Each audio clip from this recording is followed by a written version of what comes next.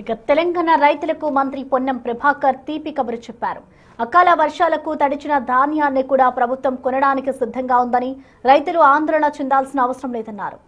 సిద్దిపేట జిల్లా హుస్నాబాద్ వ్యవసాయ మార్కెట్ యార్డులో ప్రజాపాలన ప్రగతి ప్రణాళిక రైతు వారోత్సవాల్లో మంత్రి పాల్గొన్నారు. మార్కెట్ యార్డులో ధాన్యం, మొక్కజొన్నల కొనుగోలు కేంద్రాలను సందర్శించి రైతులతో మాట్లాడారు. రైతుల సమస్యలను అడిగి తెలుసుకుని రైతులకు ఎలాంటి ఇబ్బందులు లేకుండా చూడాలని అధికారులను ఆదేశించారు.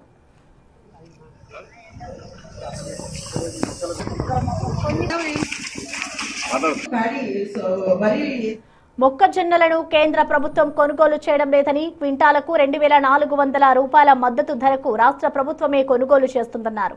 అది బయట అమ్మితే 1200 రూపాయలకి అమ్ముడుపోతుండటంతో ప్రభుత్వానికి సగం నష్టం వాటిల్లుతోందని, అయినా రైతులకు నష్టం కలగకూడదనే ఉద్దేశంతోనే ప్రభుత్వం ఈ కొనుగోలు చేస్తుందని స్పష్టం చేశారు. రైతుల కోసం హుస్నాబాద్ లో హోల్సేల్ కూరగాయల మార్కెట్ ను కూడా ఏర్పాటు చేస్తామన్నారు.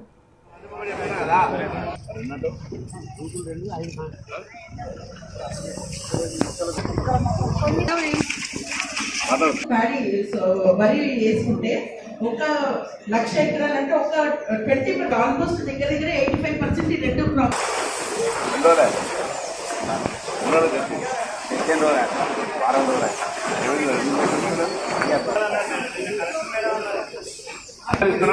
మంత్రిగా